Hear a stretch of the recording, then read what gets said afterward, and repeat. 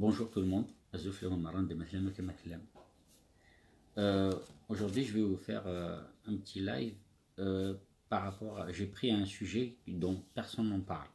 Mais vraiment, personne n'en parle. C'est pour ça que ce que j'aime bien, c'est de ne pas faire ce que font les autres, mais tout simplement de, comment dire, de choisir des sujets que personne ne touche.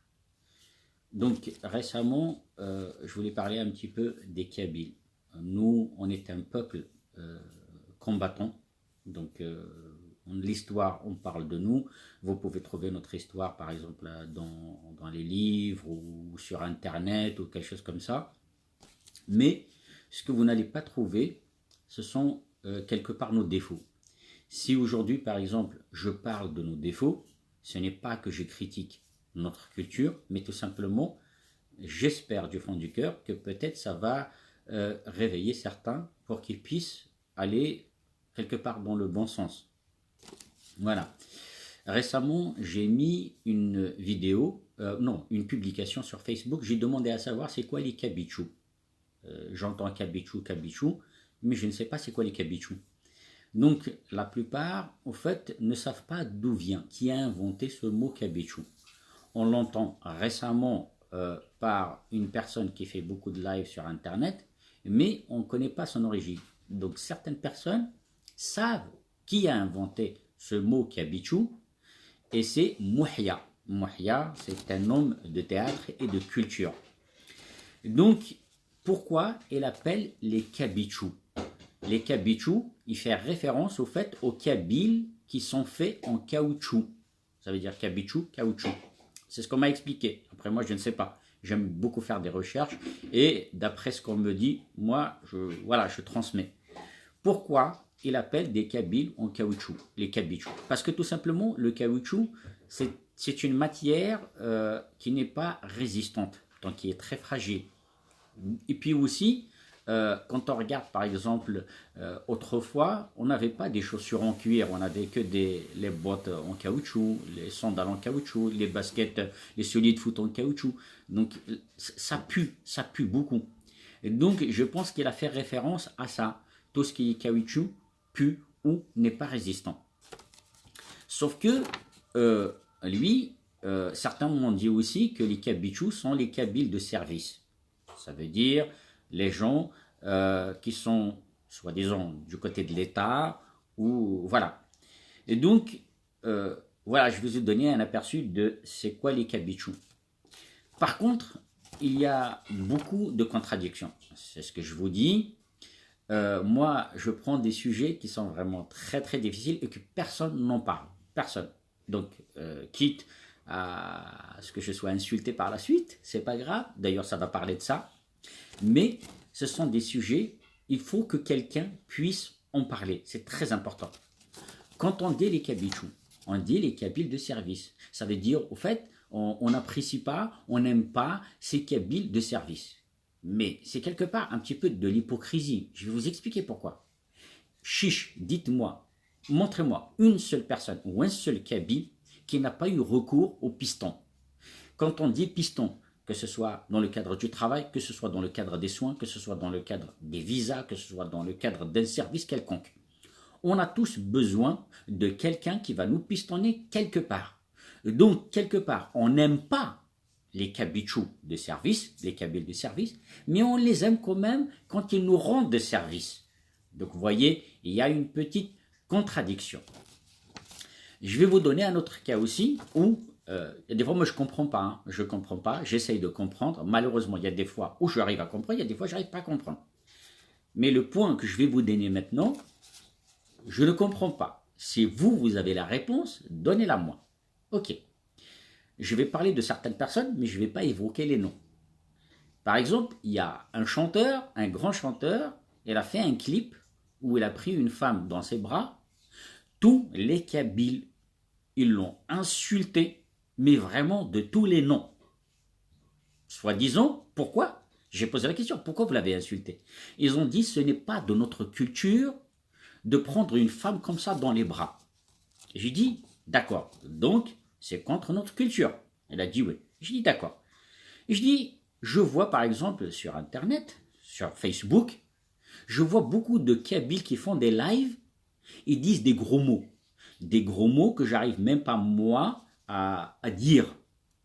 Alors, est-ce que la gravité de celui qui dit des gros mots et celui qui a pris une femme dans les bras, dites-moi lequel est le plus grave? Sauf que celui qui a pris la femme dans les bras, vous l'avez insulté, mais toute la Kabylie en quelque sorte l'a insulté, alors que celui qui fait des lives et dit des gros mots et nous insulte, vous l'encouragez et vous lui dites bravo. Alors, vous comprenez, il y a une petite contradiction. Alors, s'il y a un qui fait quelque chose contre notre culture, donc on le bannit, l'autre qui fait quelque chose contre notre culture, on l'encourage à faire mieux. Ça, c'est le premier point. Le deuxième point, les kabichous. Cette personne-là, excusez-moi si je ne vous réponds pas, parce qu'il faut que je fasse vite. La dernière fois, j'ai mis 40 minutes, cette fois-ci, il faut que je mette un peu moins. Donc, la personne qui, justement, qui parle des kabichous. Donc, Mouhia, paix à son âme, il parle des kabichous, des kabyles en caoutchouc. Sauf que certains font des lives, parlent des kabichous, mais d'une autre façon. J'ai posé la question à un ami. Je lui ai dit, j'ai vu un gars, sans citer le nom, insulter beaucoup les kabichous. Je lui ai dit, qui il insulte réellement? Il insulte qui? Il m'a dit, au fait, ce sont les kabyles qui sont pour l'islam. Les kabyles qui font la prière et tout ça. Je dis, tu es sûr? Il m'a dit, oui, je suis sûr. Tu es sûr à 100%? Il m'a dit, je suis sûr à 100%. Je dis, d'accord. Je dis, est-ce que tu ne te sens pas concerné? Il m'a dit, comment ça? Je dis, d'accord. Je dis, est-ce que ta maman fait la prière? Il me dit, ouais. Ton père fait la prière? Il me dit, ouais. Je dis, donc la personne insulte ta mère et ton père. Il m'a dit, ah, il m'a dit, j'ai pas pensé. Et donc, moi, je peux lancer un appel à cette personne-là. Quand vous dites, vous insultez les Kabyles, les Kabichous, il faut dire, pas tout le monde. Parce qu'il y en a des Kabyles qui sont dans la religion, qui sont dans l'extrême. Il y en a d'autres, ils appliquent leur religion. On est quand même en 2020. On veut une démocratie, une liberté d'expression. Alors comment peut-on juger une personne? Là où je suis d'accord avec la personne, c'est que il parle des imams. C'est vrai, les imams en Algérie, que ce soit en France, que ce soit en Algérie, ils ont fait beaucoup de mal à notre culture, la culture berbère. Je vais vous donner un exemple. Moi-même, en 2002, je me suis marié. Mon beau-père, mon oncle, paix à son âme, de Mohamed Chérif, il a mis 200 € sur la table pour la dot. Normalement, mon beau-père, mon ex-beau-père, doit prendre un billet, c'est la dot. Qu'est-ce qu'il a fait l'imam? Il a pris les 200 €, il les a mis dans la poche, il nous regarde. Malheureusement, c'est qu'il n'y a personne. Moi, j'ai voulu parler. Ils ont dit, non, tu te tais, c'est l'imam. C'est comme l'imam, c'est vraiment, oh là là, c'est qui cet imam? Non, c'est une personne qui utilise la religion, qui utilise la naïveté de certaines personnes pour pouvoir leur extorquer de l'argent. J'en ai vu un aussi récemment à Charleville. Ben, l'imam, à chaque fois qu'il part, par exemple, au Maroc, il y a un peu de tout au Maroc, il demande à tous ceux qu'il trouve au marché, achète-moi une montre, achète-moi une robe, achète-moi des chaussures, achète-moi ça. Les gens, ils ont peur de l'imam, c'est comme si vraiment l'imam c'est un dieu. Non, c'est une personne comme vous et moi. Ils ont peur de s'attaquer à un imam, c'est comme si l'imam va leur envoyer une, je sais pas quoi, pour les anéantir. Donc, sur ce côté-là, je suis tout à fait d'accord avec lui. Mais par contre, quand il insulte les kabichous, d'une part, est-ce que moi je suis un kabichou? Est-ce que vous qui m'écoutez, vous êtes des kabichous? Est-ce que ça vous fait plaisir qu'on vous insulte ou qu'on insulte votre mère ou votre père? Donc, si je peux juste dire quelque chose, quand tu dis, rajoute une phrase derrière, par exemple, ceux qui ne sont pas, ceux qui ne méritent pas. Parce que ma mère ne mérite pas. Allah yarhamha. Mon père ne mérite pas. Allah yarhamou. Et donc tu ne peux pas insulter mon père et ma mère qui font la prière sous prétexte que des kabichous. Je suis vraiment désolé. Chacun vit sa vie. On est en 2020. Chacun vit sa vie. Et donc je lance cet appel à cette personne. S'il te plaît, arrête d'insulter les kabichous parce que dans les kabichous, désigne la personne en elle-même. désigne celui qui, je sais pas moi, qui vénère l'imam ou celui qui fait quoi que ce soit. Mais les gens ne sont pas tous pareils. Voilà. Donc, je ne vais pas m'attarder parce qu'il y a beaucoup d'exemples à donner dans ce côté-là, mais je n'ai pas envie d'emmener les choses. J'ai vu aussi récemment un live d'un Kabyle aussi. Mon Dieu, dans tout le direct, c'était des gros mots. Des gros mots, gros mots, gros mots. Je vais te faire ça, je vais te faire ça, moi ça. Oh, mon Dieu. Ce qui est encore grave, c'est qu'il y a beaucoup de vues. Dans les beaucoup de vues, il y a des femmes, des filles, des enfants, des adultes, etc. Donc alors, si aujourd'hui on doit dire à un chanteur pourquoi tu as pris la femme dans tes bras et on le blâme, et d'un autre côté on vénère une personne qui dit des gros mots, il y a, il y a quelque chose qui ne va pas, je crois. Je ne sais pas, à vous de voir. À vous de voir.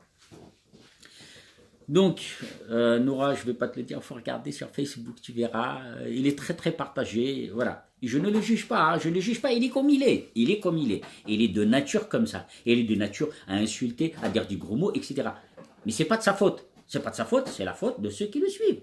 Si je vous assure que si une majorité disent, s'il te plaît, on aime beaucoup ce que tu dis, mais arrête de nous insulter, je suis sûr qu'il va s'arrêter parce que c'est quelqu'un de raisonnable. D'ailleurs, ces derniers temps, il a ralenti un peu, je pense qu'il y a beaucoup qui lui ont fait la réflexion. Voilà. Donc, voilà en gros de ce côté-là. Il y a aussi un autre cas qui est vraiment très très important, c'est que nous, les Kabyles, on a un honneur, on a une fierté. On se bat, en fait, moi, les Kabyles, je les compare un petit peu aux Palestiniens. Les Palestiniens, depuis des décennies, ils font la guerre contre la Palestine pour leur territoire. Les Kabyles aussi, ils ont fait ça depuis des décennies, avec Kaïna, Jugurtha, Yugoten et tout ça. Et donc, nous, les Kabyles, j'ai l'impression, on est dans le combat permanent. Dès qu'on demande quelque chose à l'État, donc ils ne veulent pas, quitte même à ce qu'il y ait des personnes qui meurent pour cette culture, etc. Mais à la fin, on arrive à l'avoir. Mais dès qu'on a ce qu'on demande, on demande aussi autre chose.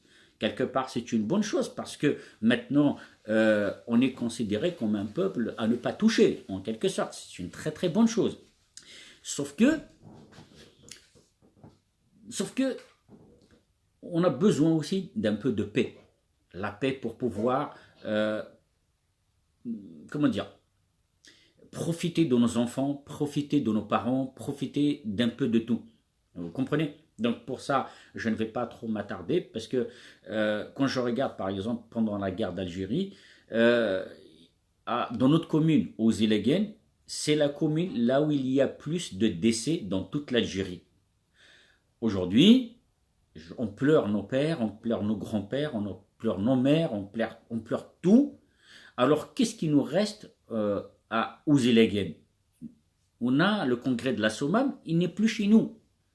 Donc alors à quoi ça sert de mourir pour une cause que demain c'est quelqu'un d'autre qui va prendre le profit, qui va prendre l'honneur de ce qui a été fait? Vous comprenez? Donc je vous laisse méditer par rapport à ça. Donc je vous ai dit, je vais faire un petit peu vite. Nous aussi, les Kabyles, je parle pour nous parce que c'est ma culture. Il y a ceux qui travaillent pour notre culture, il y a ceux pour qui la culture travaille pour lui. Je suis sûr et certain que vous savez de quoi je parle. Je parle de ces associations kabyles qui font beaucoup de profit d'argent au lieu de les verser sur des actions berbères. Donc certains construisent des maisons, etc. Peu importe, de toute façon, vous avez déjà une idée. Donc, il y a autre chose qui est vraiment aussi très important. Nous, les Kabyles, comme toutes les races du monde, on a besoin d'une deuxième chance. On a tous besoin d'une deuxième chance. Quand on fait une erreur, on a besoin d'être pardonné. Comme vous, par exemple, qui faites une erreur, vous avez besoin d'être pardonné. Alors, je vais vous donner une chose. Par exemple, une personne, par exemple, qui va faire une connerie quelconque. Allez, je vais prendre un exemple d'un chanteur aussi, un autre chanteur différent de celui de tout à l'heure. Il a fait une erreur, le pauvre, il a fait une erreur. On l'a banni. On l'a banni. On a banni beaucoup de nos grands chanteurs. Pourquoi? parce qu'ils ont fait une erreur, mais on est en train de tuer notre culture. On est vu, on est connu à travers le monde, à travers certains chanteurs, certains politiciens, certains artistes. Au passage, il y a une personne de chez nous, c'est un beau gallois, il a trouvé le vaccin. Il a trouvé le vaccin pour le Covid. Il est de chez nous, de la Kabylie, d'Ouzelagen. Et donc, si ce gars-là, aujourd'hui, il a trouvé un vaccin contre le Covid, et demain, le pauvre, il va faire une erreur sans faire attention, est-ce qu'on va le bannir? Est-ce qu'on va effacer tout ce qu'il a fait avant pour qu'on puisse dire que ce gars-là, il est nul, etc. Non, on a besoin d'une chance. Vous avez besoin d'une chance, d'une deuxième chance. On a besoin d'une deuxième chance. Et donc, s'il vous plaît, le passé, c'est le passé. Le présent, il faut qu'on en profite. Parce que notre culture, la survie de notre culture dépend de nous. Je vous parle de ça, je vous parle de certains chanteurs. Maintenant, je peux dire qui? Je parle par exemple d'Ait Meglet, je parle de Tak Farinas. Le pauvre, c'était une icône de notre culture. Il a fait une bêtise, il ne sait pas, même s'il l'a fait volontairement, On ne peut pas effacer tout ce qu'il a fait derrière. Tout ce qu'il a fait depuis sa naissance jusqu'au jour où il a fait cette bêtise. On ne peut pas le condamner. Si on le condamne, on a fait quoi? En fait, on a enlevé un Kabyle, on a mis une autre personne qu'on ne connaît pas à sa place. Ça veut dire qu'on est en train de détruire notre culture par nous-mêmes, par orgueil, par jalousie, par méchanceté gratuite, pour mettre d'autres personnes à leur place. C'est pour ça que maintenant, au jour d'aujourd'hui, les gens, ils ont peur de dire quoi que ce soit. C'est pour ça qu'aujourd'hui, moi, en commençant par ce live, je vous ai dit, je vais toucher à un point que personne ne touche. Mais moi, je vous dis depuis toujours, moi j'assume. Et donc, alors si Tak Farinas a fait une bêtise, aujourd'hui, je pense qu'il a le droit d'être pardonné. Pire encore, s'il a fait une bêtise, on fait tous des bêtises. Dites-moi qui n'a pas fait de bêtises. Les Kabyles de service. Est-ce que quelqu'un a insulté la mère ou le père d'un Kabyle de service?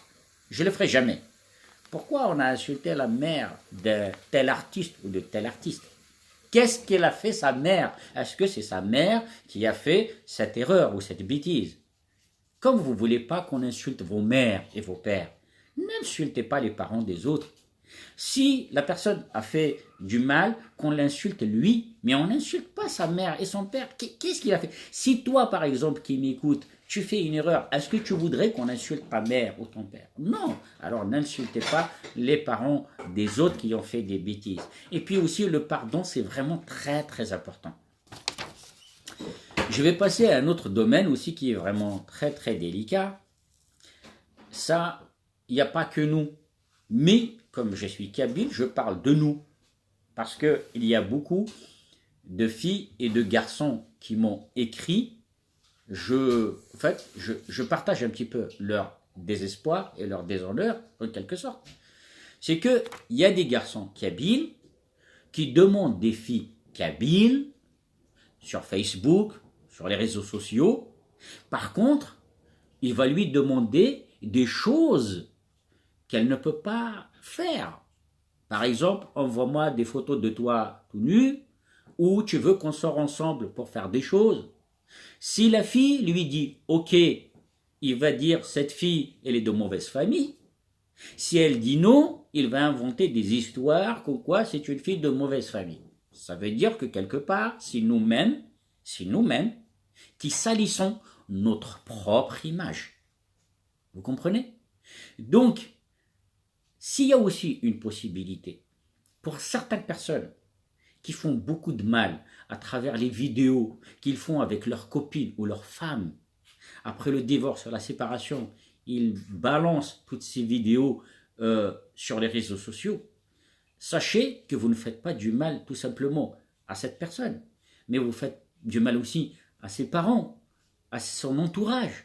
Il y a tous les Kabyles, sans exception. Parce que je vais vous dire une chose que personne ne pourra m'expliquer, mais je vais vous dire pourquoi. Pourquoi les Kabyles ou les Maghrébins, en gros, ne veulent pas que leurs filles ou leurs sœurs sortent avec des blacks, avec des noirs? Pourquoi? Parce que tout simplement, un black qui sort avec une beurette ou une fille de chez nous, ils ont tendance à se vanter de ce qu'ils font avec ces filles-là. Sauf qu'il y a beaucoup de maghrébins qui sortent avec des blacks, mais jamais ils ne vont dire quoi que ce soit. Donc c'est l'humiliation. Le black aime beaucoup humilier le maghrébin parce qu'elle est sortie avec une fille black, avec une fille maghrébine. Vous voyez? Donc alors c'est vous, en tant que nous, Kabyles, on est en contact avec une fille à qui on demande de nous envoyer des photos X, sortir, faire des choses X. Si elle veut, elle n'est pas de bonne famille. Si elle ne veut pas, elle n'est pas de bonne famille.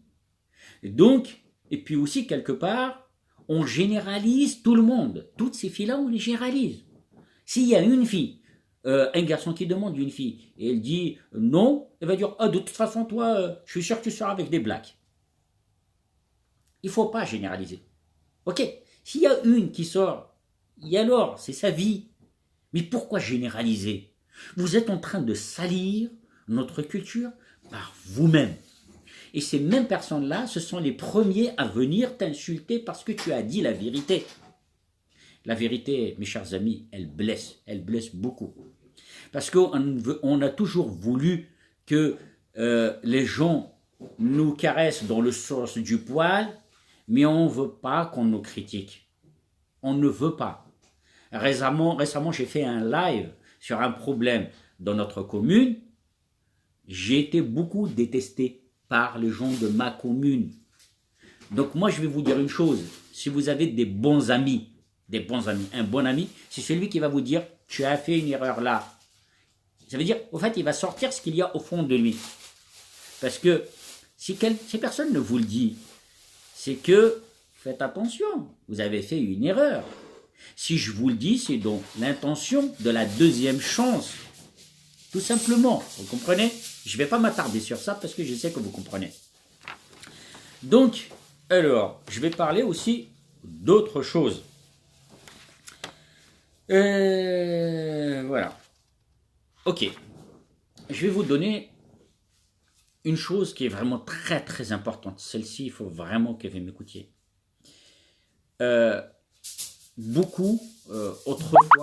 Autrefois, il y a beaucoup de Kabyles. Je parle toujours de ma culture. Il y a beaucoup de Kabyles ou de Maghrébins. Allez, cette fois-ci, je vais dire tous les Maghrébins.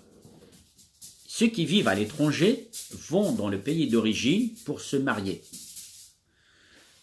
C'est une bonne chose. Quand on regarde, par exemple, les Africains, ils sont très nombreux parce qu'ils se marient entre eux.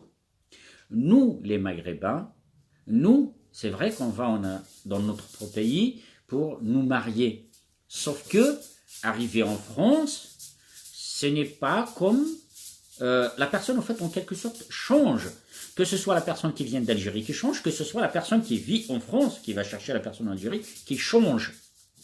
Je vais vous donner un phénomène qui a beaucoup déçu notre communauté et puis aussi qui a été flagrant vis-à-vis de la justice française ou étrangère. Ce fut un temps où une femme qui vit en France et qui veut sa liberté, peu importe qu'elle a des problèmes de son mari, qu'elle n'a pas de problème. Je connais des gens qui n'ont pas eu de problème de famille, de femmes ou d'hommes, qui n'ont pas eu de problème, mais quand même ils ont créé des problèmes pour pouvoir vivre seuls. Parce que, je vous donne un exemple, en France, une femme isolée touche plus que si elle avait un homme. Donc, à un certain moment, certaines femmes, pour pouvoir divorcer, parce qu'il faut une raison valable pour divorcer, qu'est-ce qu'elles font? Elles font tout simplement, elles disent, mon mari m'a frappé. Par exemple, elle s'arrache les cheveux, elle se déchire la robe, elle se griffe, elle crie, le voisin entend, la police vient, trouve l'état de la femme, elle ne cherche même pas à comprendre parce que il y a l'association de la défense des femmes qui vont venir et dire ouais, cet homme est violent, cet homme est violent. La police ne cherchera pas à comprendre l'état des lieux. La femme, les cheveux arrachés, le visage griffé, chemise déchirée, l'homme est violent. Donc il y a beaucoup d'hommes qui sont partis comme ça, victimes de cette arnaque. Pour moi, je l'appelle ça une arnaque. Est-ce que cette femme a pensé à l'homme, qu'est-ce qu'il va devenir, ou son casier judiciaire va être sali pour rien? Non. Elle veut tout simplement voir son intérêt. Son intérêt, c'est d'être seule, toucher des allocations et faire ce qu'elle a envie de faire. Ce n'est pas toutes les femmes, hein. Comme je vous ai dit, il y a des hommes qui méritent qu'on les mette en prison, parce que c'est des hommes violents, c'est des hommes voilà, qui ne sont pas dignes de ce nom.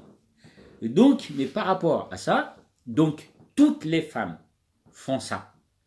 Je vous assure, c'est un constat qui a été fait par la préfecture de police, que la plupart des maghrébines, elles font toute cette technique pour pouvoir divorcer. Arrivé à un certain moment où il y avait beaucoup d'abus. Il y avait beaucoup d'abus. Le juge, qu'est-ce qu'il dit? Maintenant, ça y est, avant d'emprisonner la personne, il faut qu'on fasse une enquête. Et quand ils ont fait une enquête, ils ont trouvé souvent que les femmes mentent pour pouvoir divorcer et avoir l'appartement, l'allocation, les aides sociaux, etc., etc. Et une fois que cette arnaque est finie, ils ont trouvé une autre arnaque, encore pire que celle d'avant. Il y a beaucoup de femmes qui ont divorcé. Alors là, ce n'est pas seulement les Maghrébins, mais aussi tout le monde. Ils disent que le père touche les enfants. Ça veut dire des attouchements sexuels. Et donc, l'État ne tolère pas ni la violence ni les attouchements sexuels. Il y a beaucoup d'hommes qui sont partis les pauvres en prison parce que soi-disant ils ont touché leurs enfants. J'avoue, il y a des hommes qui touchent leurs enfants, mais ce n'est pas tous. Je connais un gars, sa vie a été détruite pendant plus de 10 ans. Comment peut-on dire à son enfant de dire devant le juge que mon père m'a touché à tel ou tel endroit? Cet enfant va grandir avec cette idée qu'il a menti sur son père. Tout ça parce que la femme veut avoir son indépendance. Ça aussi, les juges ont cru pendant des années. Puis un jour, ils se sont dit, non, là, on arrête. On arrête parce que c'est pas possible que tous les hommes touchent leurs enfants. C'est pas possible. Voilà comment ça se passe. Moi, je parle ça des femmes. Et ces femmes-là, je vous assure qu'elles ne pensent pas à l'avenir de leurs enfants. C'est pour ça qu'on a des enfants maintenant tous perturbés. C'est pour ça qu'on a des hommes qui sont violents. Et je parle aussi des hommes qui sont violents, qui tapent leurs femmes pour rien. Je parlerai aussi des hommes qui trompent leurs femmes, alors que leurs femmes, ils sont irréprochables. Mais tout ça, je le comprends. Mais par contre, cette méchanceté est vraiment très grave. Donc, je ne vais pas m'attarder sur ça aussi. Je vais passer à autre chose pour que ce ne soit pas long. Je remercie tous ceux qui m'envoient des messages, qui me disent Azoul, bonjour et tout ça. Merci beaucoup. Comme je vous ai toujours dit, la prochaine fois, je vous assure que je vous ferai un live ou si vous voulez participer. Et d'ailleurs, je vais vous dire une chose, c'est que moi, ce que je dis, au fait, il y a très peu qui vont participer parce que ça parle d'un foyer, ça parle des gens, ça parle des parents et tout ça. Donc, je ne pense pas que quelqu'un va poster un message pour dire, voilà, mon enfant est ainsi ou mon mari est ainsi et tout ça. Je reçois beaucoup de messages par Messenger. J'essaye d'aider au maximum les gens. Alhamdoulilah, j'arrive à les aider, je suis très content. Donc, un jour, peut-être, je vous ferai ça. Alors, voilà. Je vais parler aussi d'un autre cas, d'une femme, au fait, que sa belle-mère a choisi pour son fils en France. Donc, arrivée en France, la fille, elle a du caractère. Elle a du caractère. Donc, sa mère, en fait, la belle-mère, elle veut tout contrôler, tout contrôler, tout contrôler. Sauf que cette fille-là, elle dit non, non, vous pouvez contrôler chez vous, mais pas chez moi. Chez moi, il y a mon mari, il y a moi, on décide tous les deux, c'est pas la peine que tu mettes ton nez dans notre couple. Donc, elle a tout fait, elle a tout fait, elle a tout fait pour les séparer. Sauf que le fils, il pouvait quand même comprendre que sa femme est correcte.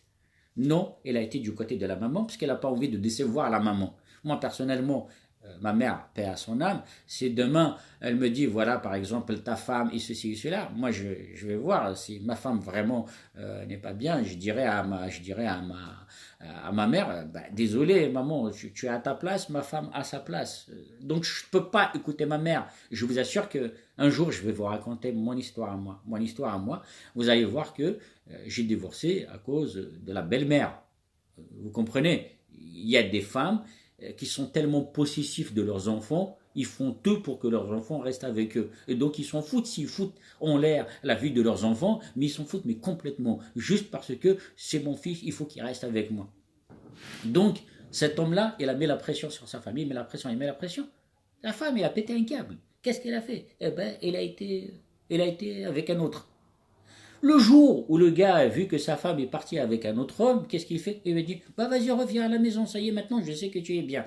Pourquoi tu la pousses? Pourquoi tu dis que t'es ceci, t'es cela? Le jour où il est parti, tu vas lui dire, vas-y, reviens à la maison. Mais ça y est, elle est partie. Donc la fille, je lui ai dit, maintenant, qu'est-ce qu'il fait? Elle m'a dit non, elle m'a dit, j'en ai marre. Elle m'a dit, j'en ai marre, je ne peux pas retourner avec lui. Elle m'a dit, il y a sa mère derrière, il y a lui, ils me mettent la pression tous les deux. Elle m'a dit, est-ce que je suis venu en France? Elle m'a dit, quand j'étais en Algérie, j'avais une très bonne situation. Elle m'a dit, maintenant que je suis arrivé en France, j'ai tant espéré d'avoir une très bonne situation. Sauf que là, c'est toujours des problèmes, c'est toujours des problèmes. Vous croyez que maintenant, si je lui dis, ok, je te pardonne, tu crois vraiment que la mère va me laisser tranquille? Non, elle va pas me laisser tranquille. Donc alors, du coup, le mari commence à la menacer, sauf que la personne avec qui elle est maintenant, elle est très bien placée. Donc elle lui a passé un coup de fil, il lui a dit, écoute, je te dis une chose, tu la laisses tranquille. Si tu ne la laisses pas tranquille, je viendrai te voir moi-même depuis ce jour-là. Il a perdu sa femme, elle est en or.